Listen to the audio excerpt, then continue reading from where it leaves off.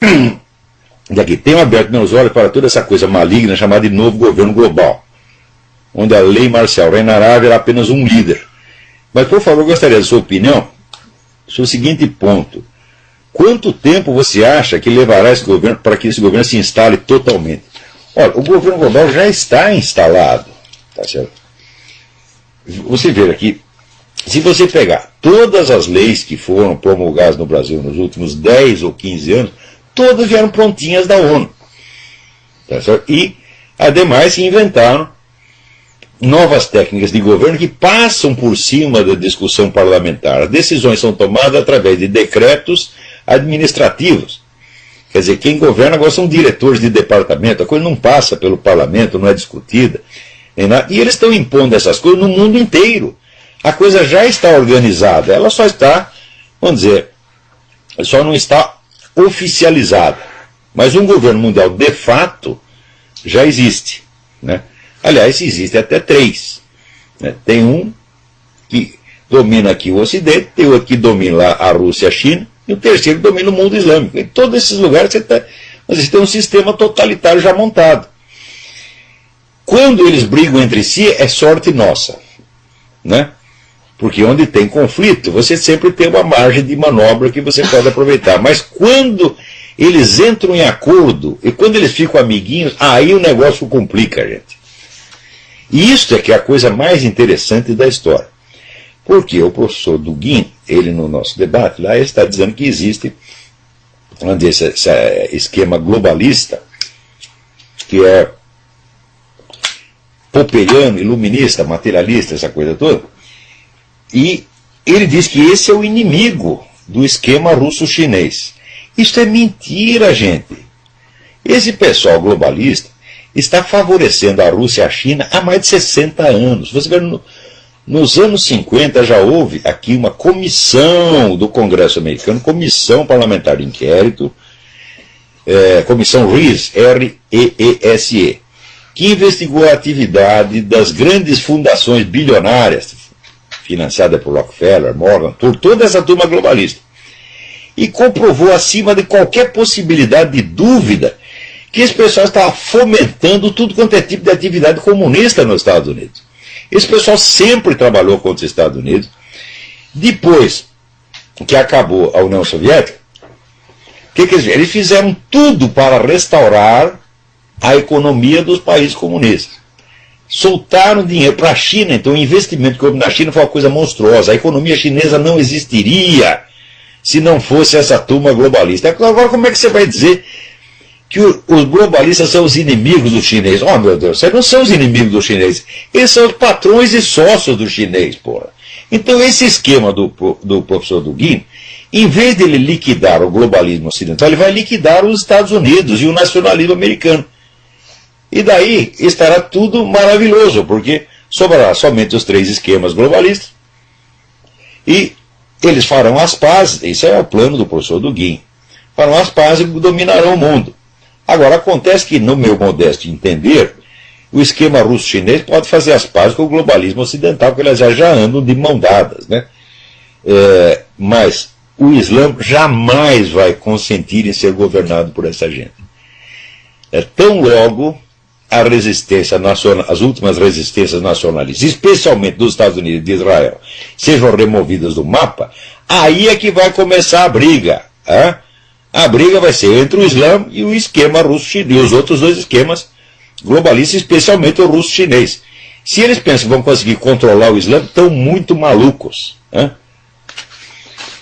A maior da elite global para a destruição dos Estados Unidos. Muito bem, aí é um problema que é de uma ambiguidade, assim, de um caráter paradoxal, que deve fazer esses camaradas da nova ordem mundial perder o sono todos os dias. Porque, por um lado, eles têm que quebrar a soberania dos Estados Unidos e de Israel, que são os maiores obstáculos que existem à implantação de um governo mundial. Por exemplo, já expliquei aqui, se os Estados Unidos se submeterem ao Tribunal Penal Internacional, então pode vir um juiz da Suíça, da Alemanha, da Zâmbia, de Uganda, e mandar prender o presidente americano. Então acabou a soberania. Os americanos não podem aceitar isso. Então, por isso mesmo, o pessoal da nova ordem global entende que se não quebrar a espinha da soberania americana, não virá governo mundial, ou pelo menos não terá o poder que eles pretendem que tenha. Para quebrar a soberania, precisa quebrar a economia também. Só que tem o seguinte problema.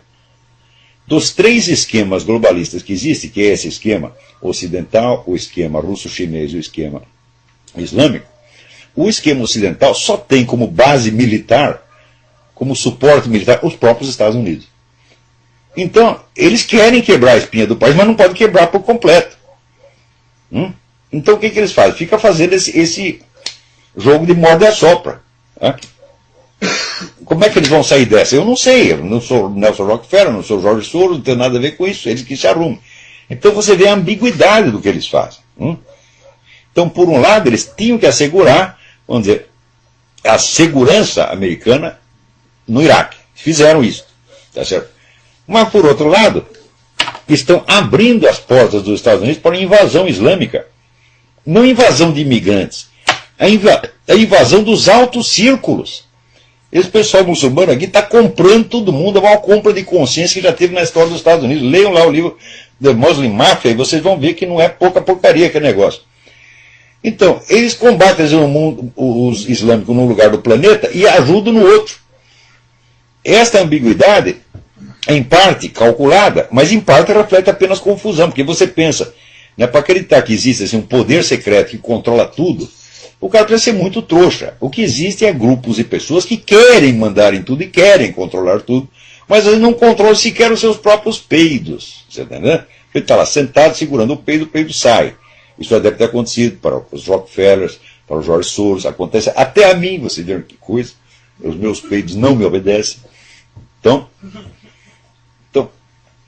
o que existe é a presunção de mandar no mundo. Então tem 3 grupos muito fortes, com muito dinheiro, querendo mandar no mundo. Agora, eles não agem de maneira coerente, eles erram. Né? Este plano, vamos dizer, dos Rockefellers, etc., já era para ter dado certo há muito tempo. Né? Eles calculavam que quando chegasse no ano 2000 já estaria tudo montado o governo mundial. E não está ainda, porra. Né? Então, eu acho que esse governo mundial será sempre um fracasso. É que nem aquele rapaz que outro dia no Chile desembarcou lá o David Rockefeller, já velhinho na cadeira de roda, um chileno. Falou, vai pra casa, filha da puta, nós não queremos seu governo mundial, vai a merda. Né? Aí, e ele dizia, o seu governo mundial vai falhar, vai fracassar. É claro que vai fracassar. Né? Todo projeto, vamos dizer, de poder excessivo, ele fracassa por definição. Júlio César fracassou, Alexandre Grande fracassou, Stalin fracassou, Mao Tse Tung fracassou, Gengis Khan fracassou, Hitler fracassou, e esses caras vão fracassar também. Os 3 grupos, o russo, chinês, os islâmicos e essa turma do Rockefeller, vão todos falhar. Mas falando nisso, alguém me pede, né, como é que eu posso me informar melhor sobre esse negócio de nova ordem mundial. Né? Então, eu fiz aqui uma lista dos principais livros que as pessoas deveriam ler a respeito. Agora, peraí, a lista está aqui. Sobre esse negócio de nova ordem mundial, todo mundo fala muita besteira no Brasil, porque as pessoas discutem no Brasil pelo imaginário, né? Coisa assim que passou pela cabeça delas. Eles não sabem que existe um treco chamado fato e outro treco chamado documento. Então fica tudo na base do achismo. Então aqui eu fiz uma seleção de 13 livros, sem cuja leitura o sujeito não pode abrir a boca para falar sobre o governo mundial. Isso aqui é o beabá. Isso aqui, quer dizer, o estudo do assunto começa com esses 13 livros. O primeiro é o livro do H.G. Wells, Herbert George Wells, The Open Conspiracy, que é o livro clássico do projeto do governo mundial, elaborado já nos anos 30. Herbert George Wells era um cara importante nos círculos fabianos. O fabianismo é uma variante do socialismo que pretende implantar o socialismo não por meios revolucionários, mas através de medidas legislativas e burocráticas, que é exatamente o que está sendo feito no mundo. Não quer dizer que fosse uma dissidência do movimento comunista, porque sempre houve cumplicidade entre uma coisa e outra. Quer dizer, você tenta pelo meio revolucionário, insurrecional. Se der errado, você vai pelo meio legal, administrativo, burocrático. Se isso aqui der errado, você volta para o esquema revolucionário. Sempre foi assim e sempre será. Então, o projeto do governo mundial está lá exposto, não é a primeira exposição, mas é, vamos dizer, a primeira exposição total do projeto. Então, se você não leu nem o projeto, então não dá para você saber o que está acontecendo. Agora, se você lê o projeto e vê aqui, o sujeito está dizendo que eles vão fazer isto, mais isso, mais isso, mais isso. Então você sabe que, pelo menos, como intenção, a coisa já existe. Portanto, não é uma hipótese. Tá? É uma declaração de intenções. O segundo documento fundamental é o livro do professor Carroll Quigley. Quigley escreve Q-U-I-G-L-E-Y, que se chama Tragedy and Hope, uma história do mundo no nosso tempo. O Carroll Quigley foi assessor de pessoas do tipo Rockefeller, não digo que fosse o Rockefeller, quer dizer, que são os grandes cérebros aí da nova ordem mundial, e ele conta no livro todo o projeto, como é que é, e ele apoia o projeto, tal como H.G. Wells. O Wells era um adepto do governo mundial, um formulador e grande adepto e apóstolo do governo mundial. O Carroll Quigley também. O Quigley só acha que, ele só não gosta que a coisa seja tão escondida. Na verdade, nunca foi totalmente escondida, é apenas discreto. E o Quigley acha que a coisa devia ser objeto de discussão em público. Ele diz, nós podemos enfrentar a discussão em público porque nós ganharemos a discussão. Então, o terceiro livro é o livro do G. Edward Griffin. Griffin escreve G-R-I-F-F-I-N. O livro se chama The Fearful Master, o Senhor Temível.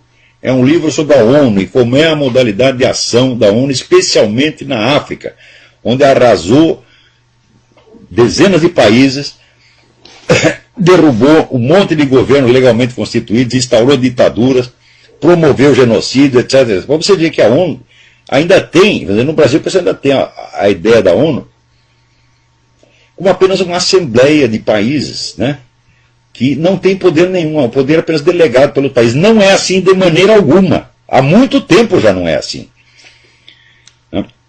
Quarto livro, o livro do Stanley Monteith. Monteith escreve M-O-N-T-I-E-T-H. O livro chama-se Brotherhood of Darkness, a Irmandade das Trevas.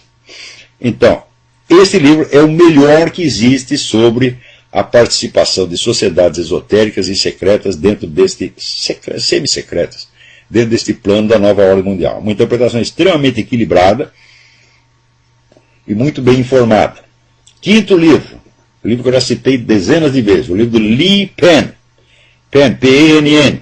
O livro chama-se False Dawn, a Falsa Aurora, com o subtítulo The United Religious Initiative, Globalism and the Quest for a One World Religion. Quer dizer, a iniciativa, tem uma entidade que chama United Religious Initiative, Iniciativa das Religiões Unidas, o globalismo e a busca por uma religião mundial. Então está lá abundantemente documentado. Esse livro é constituído sobretudo de documentos mostrando o desenvolvimento das discussões e projetos para fundir todas as religiões tradicionais, as religiões novas, numa religião biônica a ser implantada pela ONU. E está lá, olha, o número de pessoas que participaram dessas discussões e projetos é um negócio impressionante. Gente de muito peso, tá certo? Está lá George Bush, estava o Papa João Paulo II, está todo mundo metido nisso. Aquilo que o Malachi Martin contou no livro The Windswept House, A Casa Batida pelo Vento, ele contou sob forma romanceada que a intervenção deste pessoal da religião global dentro da Igreja Católica, aquilo é tudo verdade. Ele escreveu sob forma de romance porque os personagens estavam vivos e poderiam processar. Então ele simplesmente trocou os nomes, mas já está publicada a lista de quem corresponde a quem, e quando você tem lá a lista, você vê que aquilo aconteceu mesmo. Sexto livro, o livro do Cliff Kincaid, é o homem do Accuracy in Media. O livro chama-se Global Bondage, Servidão Global, o plano das Nações Unidas para governar o mundo. Esse livro é mais centrado nas iniciativas mais recentes das Nações Unidas e complementa maravilhosamente o livro do Edward Griffin, The Fearful Master. Sétimo livro, outro livro do Cliff Kincaid, Global Taxes for World Government, Impostos Mundiais para o Governo Global. Ele mostra como está sendo construída a base econômica para o governo mundial. Isso não é hipótese, isso já está acontecendo, está abundantemente noticiado. As pessoas, como é simplesmente um projeto muito grande, é uma coisa que é discutida e coordenada e criticada por intelectuais de primeiro plano, por gente muito estudiosa. O cidadão comum está totalmente desaparelhado para isso, e significa o seguinte, que se o cidadão comum americano está desaparelhado, muito mais estão os intelectuais e formadores de opinião no Brasil. Digo para vocês, na universidade brasileira e em toda a mídia não tem uma pessoa capacitada para discutir esse assunto, porque não leram nada. Se começar a ler, vão pegar essa listinha e começar, e daqui 3 meses vou estar aí pontificando sobre o assunto como se eu tivesse estudado durante 20 anos. Até parece que eu não conheço essa gente, né? Qualquer autor que eu cito, no dia seguinte tem 10 especialistas no assunto falando, né? Quer dizer, um me critica porque eu cito autores desconhecidos e o outro finge que conhecia. Porra, como é que dá para discutir com um macaco, gente? Não dá. 8º livro, o livro do E. Michael Jones, Libido Dominandi. É um termo latino de Santo Agostinho. Quer dizer, o desejo de domínio, né? A volúpia de poder, né? Com o subtítulo Sexual Liberation and Political Control. Então, mostrando como, pelo menos há 2 séculos, essas campanhas de liberação sexual estão sendo usadas para criar mais controle social. É um negócio velho do pão e circo, só que agora não é mais pão e circo, é buceta e circo. Você libera, né, o sexo e as pessoas, atrás do prazer, elas aceitam mais e mais e mais e mais controle estatal em cima delas. 9º livro, o livro do padre Paul Kramer, The Devil's Final Battle. É o livro que mostra a formação do poder mundial desde o ponto de vista da profecia de Fátima, que foi o acontecimento espiritual central do século XX. Então, quer dizer, é a profecia de Fátima que nos fornece um ponto de vista unificado para você entender, quer dizer, a unidade do processo. Então esse livro é absolutamente indispensável. 10º livro, livro do jornalista espanhol Daniel Stulin, The True Story of the Bilderberg Group.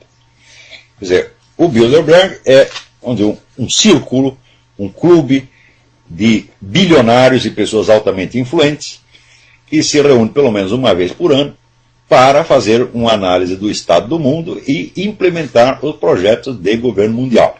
Até o Papa João Paulo II participou de reuniões do Bilderberg. E o Daniel Stulin, ele acompanhou essas reuniões durante 20 anos e fez pela primeira vez um apanhado unificado do que é o Bilderberg e qual é a sua verdadeira atuação no mundo. 11º título, Philip Darrell Collins e Paul David Collins. Collins é C-O-L-L-I-N-S. The Ascendancy of the Scientific Dictatorship. A função da ciência e da tecnologia na constituição do poder mundial. Um livro da mais alta importância. 12º livro, Hervé Rissan. Rissan escreve R-Y-S-S-E-N. Les Espérances Planetariennes. As Esperanças Planetárias. Vamos dizer, é um livro sobre, vamos dizer, o imaginário, as mudanças do imaginário, do sentimento coletivo que estão sendo, vamos dizer, realizadas para tornar palatável, ou pelo menos não é palatável, para tornar insensível a formação da nova ordem mundial, de modo que esse poder mundial esteja constituído diante dos olhos de todo mundo, sem que as pessoas sequer percebam. Tanto que até hoje tem gente que tem a cara de pau de dizer que isso é uma hipótese, isso é uma opinião. Meu Deus do céu. Se o sujeito diz, eu vou fazer isso assim, assim, assim, assim. Depois ele diz, eu estou fazendo, pá. Depois ele diz, já está dando certo. Eu venho e conto o que o cara está fazendo e ele diz que é hipótese. Significa que você não sabe o que é uma hipótese. Né? Hipótese é assim, eu sem ter a minuta dos planos, a narração das ações, o depoimento do próprio interessado, eu conjeturasse, eu acho que o sujeito está fazendo assim, assim, assim. Mas não é o que acho, eles mesmos estão dizendo, meu Deus do céu. Se existe algo que está bem documentado no mundo, é a formação do poder global. Então, aqui, 13º livro, Ted Flynn, F-L-Y-N-N, Hope of the Wicked, a esperança dos wicked é malicioso, né? A esperança dos maus. The Master Plan to Rule the World. O plano geral para o domínio do mundo. Então, esses 3 livros são o beabá desse assunto. Então, se o cara não leu pelo menos esses 13, não leu e pensou sobre isso aí, não tem condição de abrir a boca sobre o assunto. Olha, eu li centenas de livros sobre isso, centenas. E desses centenas eu selecionei esse aqui, porque são aqueles que, vamos dizer, primeiro, tem as informações mais básicas. Segundo, são os mais simples, os mais interessantes de ler. Tá certo? E terceiro, enfocam o assunto do ponto de vista geral. Agora, se você for partir, vamos dizer, para os estudos sobre pontos determinados, então a bibliografia não acaba mais. Tá certo? Dá para você lotar bibliotecas inteiras. E mesmo tudo que eu li, que são algumas centenas de livros, olha, é nada no conjunto. Né? Muito bem, o que mais nós... explicar o seguinte. Hoje em dia só existem 3 grandes focos de poder no mundo, que, de certo modo, estão disputando o controle global. Esses 3 são, primeiro, essa elite globalista ocidental, que se reúne no CFR, Council of Foreign Relations, Comissão Trilateral, em suma, é pelos Rockefeller, George Soros, essa gente toda. Segundo, você tem a elite russo-chinesa, que é herdeira do antigo Partido Comunista e, no fim das contas, é construída do serviço secreto, serviço secreto civil e militar da antiga União Soviética e do governo chinês. São as mesmas pessoas, a mesma classe que ainda está no poder. Em terceiro lugar, você tem o grupo islâmico, que é constituído, vamos dizer, de uma liderança religiosa tradicional que sempre mandou lá e continua mandando. Então você tem esses 3 grupos. Todas as ações que você vê se desenvolver no mundo têm como origem um desses três focos. E os 3 grupos, eles às vezes competem entre si e às vezes colaboram. Quer dizer, a trama de interesse é muito complicada ali. Então você vê, por exemplo, que às vezes existe um conflito entre a penetração islâmica e a elite local de um país, mas às vezes existe uma colaboração, como por exemplo na Inglaterra. Na Inglaterra o grande agente islamizador é o próprio governo inglês, e sobretudo a família real britânica. Né? Também entre o bloco russo-chinês e o bloco globalista ocidental também você tem uma mescla de interesses que às vezes divergem, às vezes convergem. Mas o fato é o seguinte, somente esses 3 grupos têm meios de ação. Então qualquer processo político que você veja acontecer, sempre tem como origem um desses 3 focos. Não há outras forças. No caso, esse negócio do Occupy Wall Street, isso aí é a elite ocidental. Aqui nos Estados Unidos é claramente essa elite, George Soros, Rockefeller, etc. E na Europa é esse mesmo pessoal agindo em aliança com grupos islâmicos. E eu não sei, eu não tenho informação correta, vamos dizer, da interferência russo-chinesa no caso. Não tenho dados, então não posso dizer. Mas aqui nos Estados Unidos é somente a turma é o próprio pessoal do Wall Street que está causando isso. Tem alguém na linha aí, quem é? Alô?